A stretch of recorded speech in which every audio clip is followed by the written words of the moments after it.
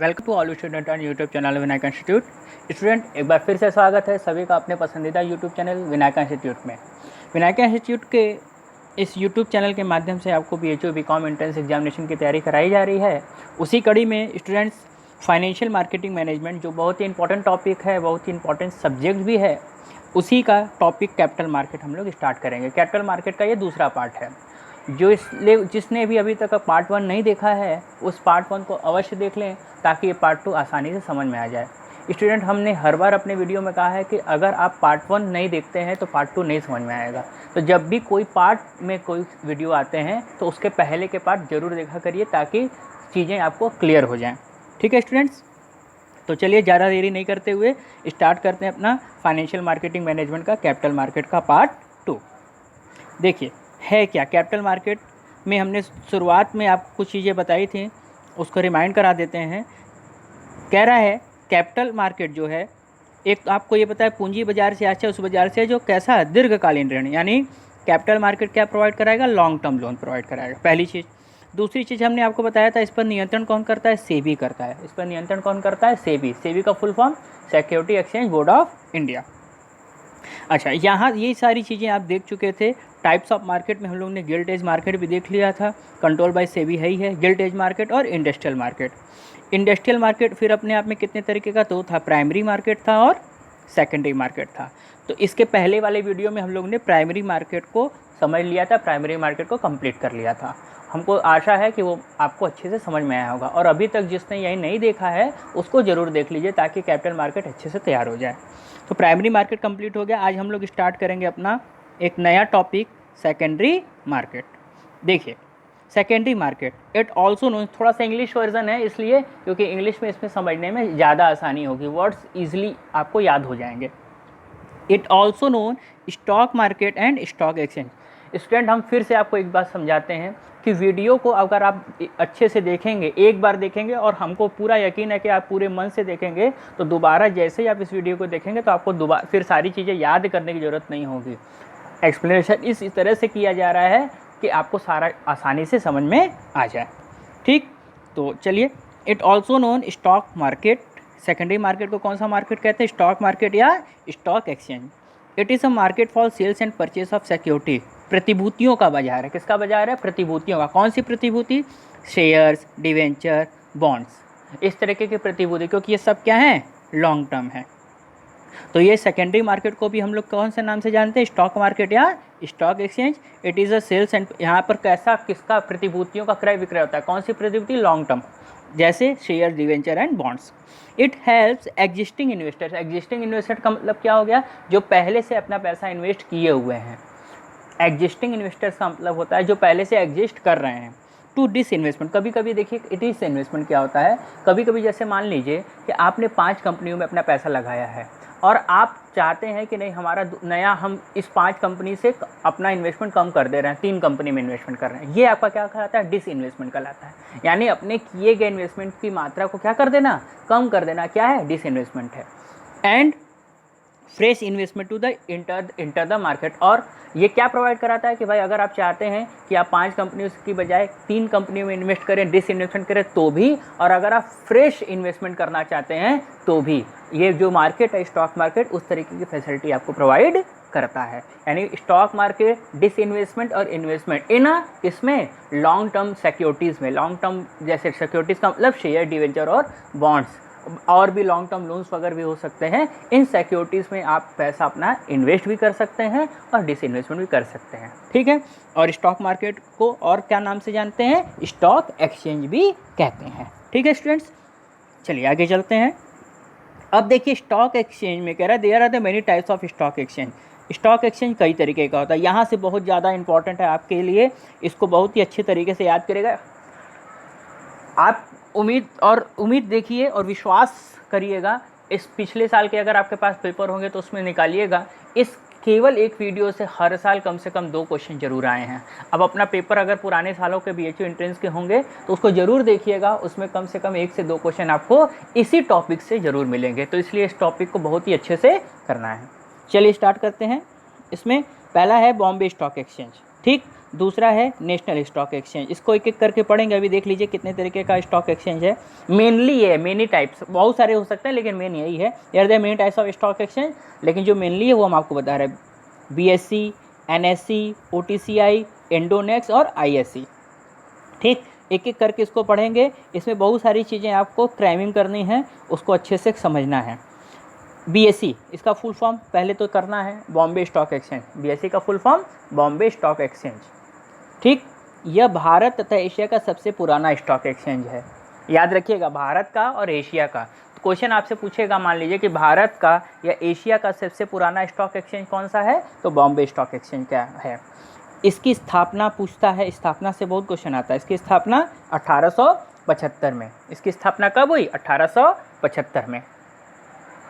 आगे BSE bolt, ये क्या है, ऑनलाइन ट्रेडिंग। अगर मान लीजिए आपसे एक क्वेश्चन पूछ दे, बोल्ट BSE बोल्ट किससे संबंधित है, BSE बोल्ट ऑनलाइन ट्रेडिंग से संबंधित है। किसके, बॉम्बे स्टॉक एक्सचेंज के, और इसकी स्थापना 1995 में। ठीक, अच्छा आगे इसका डिपॉजिट सिस्टम है। अभी आप इसको समझ लीजिए कि इसमें CDSL होता है, या सेंट्रल डिपॉजिटरी सिस्टम लिमिटेड ऐसा है। तो CDSL डिपॉजिटरी सिस्टम इसका कौन सा अडॉप्ट होता है, CDSL। अच्छा, यहाँ से अब देखिए, बॉम्बे स्टॉक एक्सचेंज में सेंसेक्स होता है। आप हमेशा सुनते होंगे सेंसेक्स लुढ़का, सेंसेक्स चढ़ा, सेंसेक्स ऊपर उठा, आज इतना अंक गिर गया, इतना पॉइंट गिर गया। तो बॉम्बे स्टॉक एक्सचेंज का जो इंडेक्स होता है, बॉम्बे स्टॉक एक्सचेंज का क्या होता है, जो इंडेक्स होता है उसको हम लोग सेंसेक्स कहते हैं। आपसे क्वेश्चन पूछ सकता है कि बॉम्बे स्टॉक एक्सचेंज का इंडेक्स कौन सा है, सेंसेक्स। सेंसेक्स है क्या, इट इज़ टॉप 30 कंपनी। अच्छा, बॉम्बे स्टॉक एक्सचेंज में जो इंडेक्स बनता है, हम कौन सारे कंपनियों का लेगा, नहीं, जो टॉप 30 कंपनियां होती हैं उसी के फ्लक्चुएशन को दिखाता है कि उसमें कितनी बढ़ोतरी हो रही है, कितनी घटोतरी हो रही है। इतनी ज़्यादा कंपनियां हैं, अगर बॉम्बे स्टॉक एक्सचेंज सारी कंपनियों को दिखाने लगेगा तो कैसे चलेगा। इसलिए बॉम्बे स्टॉक एक्सचेंज में जो सेंसेक्स बनता है, उसमें जो इंडेक्सिंग बनती है वो केवल कितने कंपनियों की बनती है, 30 कंपनियों की। ये भी क्वेश्चन आपसे पूछ सकता है कि बॉम्बे स्टॉक एक्सचेंज में कितनी कंपनियों की रैंकिंग बनती है, केवल 30 कंपनियों की। और ये कब से स्टार्ट हुआ है, 1986 से। अच्छा, इसका बेस ईयर क्या है, 1978 और 79, ये बेस ईयर है। इसको बस आपको याद करना है। इसमें मेन जो आपको करना है, भारत और एशिया का सबसे पुराना स्टॉक एक्सचेंज है, इसकी स्थापना 1875 ईस्वी में। इसका डिपॉजिटरी सिस्टम कौन सा है, CDSL। कौन सा है, CDSL। अभी हम डिपॉजिटरी सिस्टम आगे के वीडियो में आपको समझाएंगे कि डिपॉजिट सिस्टम होता क्या है। अभी आप यहाँ पे देख लीजिए कि BSE का जो डिपॉजिटरी सिस्टम होगा वो क्या है, CDSL है। अच्छा, इसका इंडेक्स कौन सा है, सेंसेक्स है। और सेंसेक्स में कितनी कंपनियों का, टॉप 30 कंपनी। इतनी सारी चीज़ें आपको 4 पॉइंट जरूर याद करना है। 8075 CDSL 30 कंपनियाँ। चलिए, नेशनल स्टॉक एक्सचेंज। अब नेशनल स्टॉक एक्सचेंज की देखिए स्थापना कब हुई, 1992 में। नेशनल स्टॉक एक्सचेंज की स्थापना 1992 में हुई, लेकिन इसने अपना कार्यक्रम प्रारंभ किया 1994 में। इसने अपना कार्य प्रारंभ किया। देखिए, जरूरी नहीं है कि स्थापना के बाद ही कार्य प्रारंभ हो जाए। तो नेशनल स्टॉक एक्सचेंज की स्थापना तो 1992 में हो गई थी, लेकिन इसने कार्य अपना कब प्रारंभ किया, 1994 में। अगर आपसे क्वेश्चन पूछता है कब स्थापना हुई, तो 1992 लिखिएगा। अगर ऑप्शन नहीं रहता तब आप 94 लगाइएगा। अच्छा, नेशनल स्टॉक एक्सचेंज की जो स्थापना हुई थी, वो एक समिति जिसको हम लोग फेरवानी समिति कहते हैं, उसकी सिफारिश पर नेशनल स्टॉक एक्सचेंज की स्थापना हुई थी। नेशनल स्टॉक एक्सचेंज की जो स्थापना हुई थी वो रिकमेंडेशन थी किसकी, फेरवानी समिति की। अच्छा, इसका जो प्रवर्तक बैंक है वो कौन सा है, IDBI है। अच्छा, अब एक चीज़ देखिए कि जैसे बॉम्बे स्टॉक एक्सचेंज में इंडेक्स सेंसेक्स था, उसी तरीके से नेशनल स्टॉक एक्सचेंज में जो इंडेक्स है वो निफ्टी है। क्या है, निफ्टी। तो याद रखिएगा कि आपसे क्वेश्चन ऐसे मान लीजिए पूछेगा, निफ्टी किससे संबंधित है, बॉम्बे स्टॉक एक्सचेंज से, नेशनल स्टॉक एक्सचेंज से, OTCI से, या दिल्ली स्टॉक एक्सचेंज से। तो निफ्टी पूछेगा तो नेशनल स्टॉक एक्सचेंज, सेंसेक्स पूछेगा तो बॉम्बे स्टॉक एक्सचेंज। और निफ्टी में निफ्टी 50, देखिए इससे आप कर सकते हैं, निफ्टी 50 कितनी कंपनियों का, वहाँ 30 कंपनी, यहाँ कितनी कंपनी, 50 कंपनी। अच्छा, यहाँ का डिपॉजिट सिस्टम क्या था, CDSL था। यहाँ का जो डिपॉजिट सिस्टम है वो क्या हो जाएगा, NSDL हो जाएगा। याद रखिएगा, आपसे क्वेश्चन पूछ दे सकता है। अच्छा, N से NS, नेशनल स्टॉक एक्सचेंज, ऐसे भी आप याद रख सकते हैं। निफ्टी से भी, N से भी याद रख सकते हैं। देखिए, ऐसे याद करने के लिए हम आपको समझा रहे हैं। निफ्टी 50 कंपनी, ठीक। N national stock exchange, NSDL, N से नेशनल स्टॉक एक्सचेंज, NSDL। अच्छा, इसका बेस ईयर क्या है, 1995। इसका बेस ईयर क्या है, 1995। तो आप याद रखिएगा कि इसकी स्थापना कब हुई? 1992 में। किसकी सिफारिश पर? फिरवानी समिति की सिफारिश पर। इसका जो इंडेक्स है वो क्या है? निफ्टी। निफ्टी यानी कितनी कंपनी? 50 कंपनी। और सबसे इंपॉर्टेंट इसका डिपॉजिटरी सिस्टम क्या है? NSDL है। तो ये दो सबसे ज़्यादा इंपॉर्टेंट थे आपके, बॉम्बे स्टॉक एक्सचेंज और नेशनल स्टॉक एक्सचेंज। इससे ज़रूर क्वेश्चन पूछा है स्टूडेंट, इसको अच्छे से ज़रूर आप याद करिएगा। चलिए आगे है OTCI। देखिए होता क्या है कि सारी कंपनियां जो है वो बॉम्बे स्टॉक एक्सचेंज में और नेशनल स्टॉक एक्सचेंज में लिस्टेड नहीं करा सकती। क्यों? कि उसके रूल्स एंड रेगुलेशन बहुत टफ हैं। तो जो छोटी छोटी कंपनियां होती हैं वो क्या करेंगी, वो कैसे अपने आप को लिस्टेड कराएगी, ताकि भाई मार्केट में उनकी भी गुडविल बन सके। तो क्या उसके लिए क्या रास्ता था? सारी कंपनियां Bombay stock exchange, national stock exchange में क्या नहीं करा सकते, अपने आप को लिस्टेड नहीं करा सकती, क्योंकि उनके रूल्स एंड रेगुलेशन बहुत टफ हैं, क्योंकि बड़ी कंपनियों के लिए है। तो उसी के समझौते के लिए क्या किया गया? OTCI आया। क्या आया? OTCI आया। इसका फुल फॉर्म क्या है? Over the counter exchange of India. इसका full form over the counter exchange of India. अब क्या कह रहा है? Its main objective to provide कैसा? Small and mid cap company market. ठीक है, यहाँ मार्केट है। ठीक, यानी ये क्या करेगी? छोटी कंपनियों को मार्केट प्रोवाइड कराएगा फॉर ट्रेडिंग। क्या करने के लिए? ट्रेडिंग करने के लिए मिनिमम कॉस्ट, क्योंकि वहाँ पर कॉस्ट ज़्यादा लग रहा है। तो ये छोटी कंपनियों को, मिड कैप कंपनी जो होगी, ये छोटी स्मॉल कंपनी होगी, उसको भी मार्केट प्रोवाइड कराने का काम करता है। यानी जो वहाँ लिस्टेड नहीं करा सकती है वो over the counter exchange of India में क्या कर सकती है? लिस्टेड अपने आप को करा सकती है। तो क्वेश्चन आपसे पूछ सकता है कि एक तो OTCI का फुल फॉर्म पूछ सकता है कि OTCI की स्थापना कब हुई? OTCI का फुल फॉर्म क्या है? Over the counter exchange of India. क्या है? Over the counter exchange of India. अच्छा, इसका जो ऑब्जेक्टिव्स है, इसका मेन ऑब्जेक्टिव जो है प्रोवाइड क्या करना? स्मॉल और किस प्रकार का लोन? मिड कैप कंपनियों को लोन प्रोवाइड कराना है। किस प्रकार की कंपनियों को? मिड कैप कंपनियों को लोन प्रोवाइड कराना। अच्छा, इसकी जो स्थापना है उसमें आप देख लीजिएगा, इसकी जो स्थापना है 1990 में हुई। इसको आप अपने जो नोट करेंगे उसमें इसको बढ़ा लीजिएगा। इसकी स्थापना कब हुई? 1990 में। यानी OTCI की स्थापना 1990 में। ठीक है। अच्छा, फीचर्स में देखिए क्या क्या है। ये कैसा प्रोवाइड कराता है? कंप्यूटराइज मार्केट है। इसमें कैसा मार्केट होगा? कंप्यूटराइज मार्केट होगा।